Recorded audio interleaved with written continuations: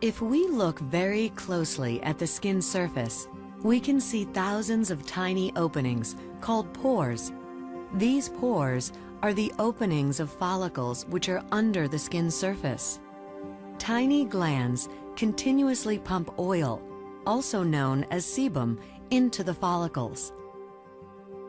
The oil travels up and onto the skin. The follicle is lined with cells which produce a material called keratin.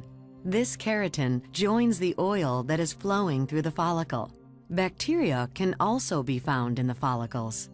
Every hour of every day, this mixture flows out of the pore openings as long as the pores remain open.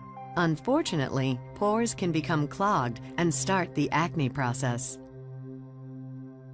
Creams or makeup may block them, but most importantly, the pores can become clogged by touching or rubbing with the hands.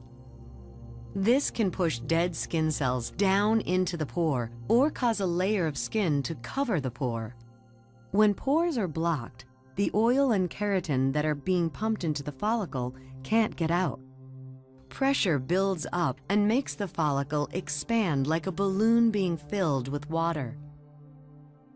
As the follicle gets larger and larger, this stretches the follicle walls. Tiny holes can form through which bacteria and other contents in the follicle can leak out. This attracts cells of inflammation, which try to fix the problem.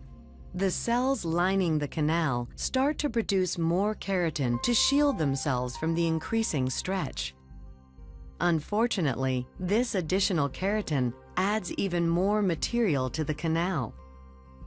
As more and more oil and keratin build up, the follicle can actually burst, causing much more inflammation. This is the point where we see red bumps and pimples on the skin.